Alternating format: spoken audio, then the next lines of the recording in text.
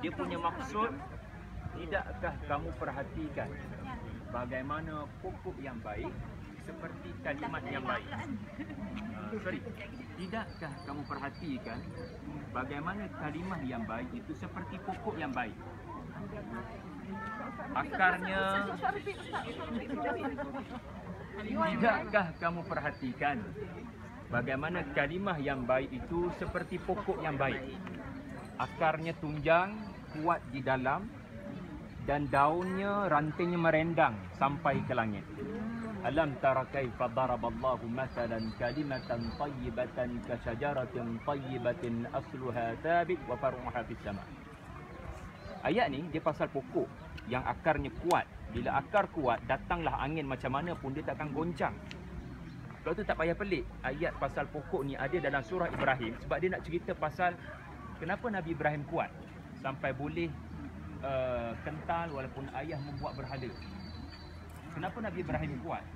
Walaupun terpaksa meninggalkan isteri dan anak di padang pasir kering kontang. Kenapa Nabi Ibrahim kuat ketika diarahkan untuk menyembelih anak sendiri? Sebab akar dia tunjang. Kalimah yang baik, para ulama kata la ilaha illallah Muhammadur Rasulullah, iaitulah syahadatain ataupun Islam itu sendiri. So bila kita datang tempat macam ni, kita nampak pokok, kita perlu bukan sekadar nampak yang tersurat, kita kena tengok Al-Quran apa yang tersirat. Allah Ta'ala nak gambarkan kekuatan yang ada kepada seseorang mukmin adalah ibarat sebatang pokok. Dia kena mula daripada bawah, akar, and then dia akan meranting. Kebetulan Osman Ghazi sebelum dia menjadi sultan, dia berguru dengan seorang ulama namanya Syekh sambil-sambil makan limau tu jangan lupa ada Bali. Dia ada mimpi yang mana mimpi tu macam ada kaitan dengan pokok, tapi bukan pokok ni, tapi mimpi tu pasal pokok. Dia mimpi masa tu dia lepas mengaji dengan Syekh Adabali. So malam tu dia stay dekat rumah Syekh Adabali dan malam tu dia mimpi. Dalam mimpi tu dia nampak bulan muncul daripada dada Syekh Adabali. Bulan Syekh tengah tidur, and then muncul bulan purnama, bukan bulan sabit, bukan bulan gerhana, bulan purnama muncul daripada dada Syekh Adabali, and then pergi kepada dada dia. Dan daripada dada dia tu dia masuk ke dalam, and then dia muncul pokok. Pokok itu merendang, makin lama makin mengembang, mekar. Memang seperti inilah gambarannya. Merendang, anda boleh panjat pun merendang. Dan di bawah ranting-ranting dahan itu, Osman Ghazi nampak ada pergunungan dan ada lautan. So bila dia share mimpi ni kepada Syekh Adabali, dia macam Nabi Yusuf share mimpi pada ayahnya lah, Nabi Yaqub kan. Syekh Adabali kata, Alhamdulillah, tahniah Osman Ghazi, Allah akan mewariskan kepada kamu kepimpinan dunia. So itu takbir mimpi dia, di mana pergunungan itu menggambarkan Osmaniyah akan menawan tempat-tempat yang sukar orang pergi. Pergunungan-pergunungan, macam contoh di Bursa ni, dia ada pergunungan namanya pergunungan Uludak.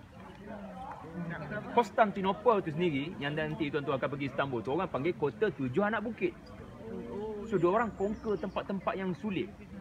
Kalau berbanding Abbasiyah, Umayyah, Osmaniyah ni bezanya adalah diorang menawan antara tempat yang diorang tawan adalah kawasan-kawasan yang susah untuk orang tawan.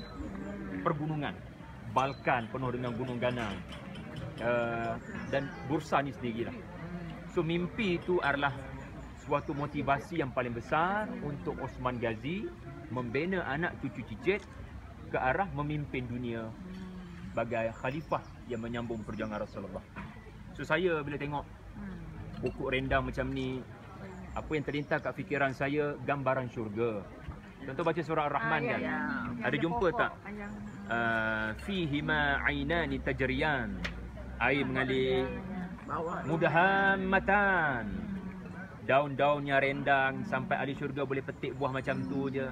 Wa fakihatin zaujan. Fihima ainani tajriyan fabi ayyi ala'i rabbikuma tukadziban. Ada pasal buah yang berpasangan, ada pasal sungai yang mengalir, ada pasal pokok yang merendang. Kita sedang berada di tempat yang tenang dan damai, kerana tenang dan damai adalah sifat di dalam syurga. Allah Ta'ala bila terangkan syurga, sebenarnya itu bukan syurga. Ia hanya gambaran saja, perumpamaan saja, sebab syurga ni dia tak boleh nak diterangkan. So Allah terangkan dalam ayat yang kita boleh faham tau. Pohon rendang, boleh petik buah, buah pula berpasang-pasangan, air mengalir. Jadi apa yang kita lihat daripada keindahan alam adalah teaser, preview, trailer je kepada gambaran hakikat syurga yang sebenar. Jadi sambil kita makan tu kita tafakkur dan tadabbur alam, insya-Allah. Okey tuan-tuan, teruskan menikmati. Terima kasih Ustaz.